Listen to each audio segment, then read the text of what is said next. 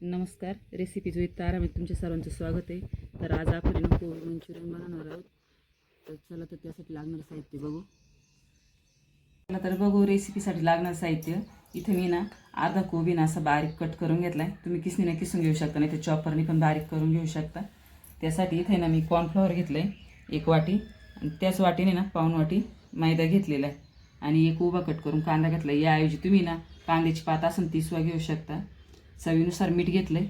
इथे बेडगी मिरची पावडर घेतली अर्धा चमचा, रेड चिली सॉस घेतलं आहे 2 चमचे, सोया सॉस 2 चमचे घेतलं आहे, आलं लसणाची पेस्ट घेतली 1 चमचा, आणि इथे ना घरचं काळं लाल तिखट आहे ते घेतलं आहे.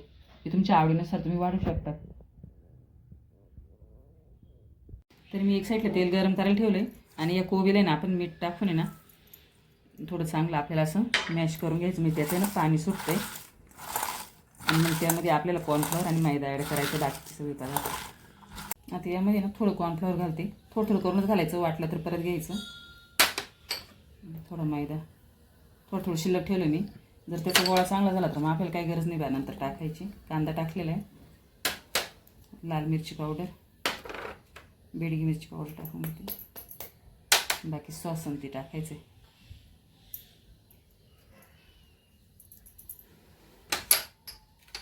सोया सॉस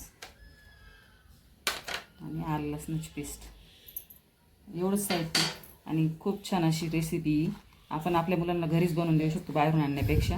आता हे सगळं एकदम मिक्स करून घेऊ चांगलं. वाटलं तर आपल्याला यामध्ये परत कॉर्नफ्लॉवर आणि मैदा ॲड करायचं. मला थोडं ना अजून थोडं कॉर्नफ्लॉवर आणि मैदा थोडं टाका वाटतं, कारण थोडं पातळ वाटतं. मी थोडं परत टाकून देते, कारण आपल्या कोबीला किती पाणी सुटतं ना त्यानुसार आपल्याला ते ॲड करायचे.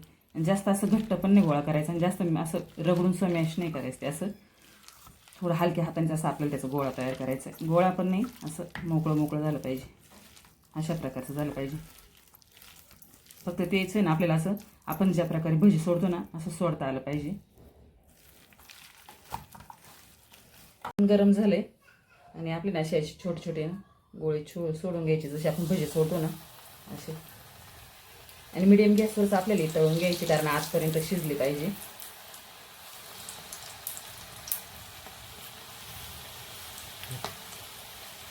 तर आपले ना कोबी मंचुरियन तयार झाले, तुम्ही बघू शकता.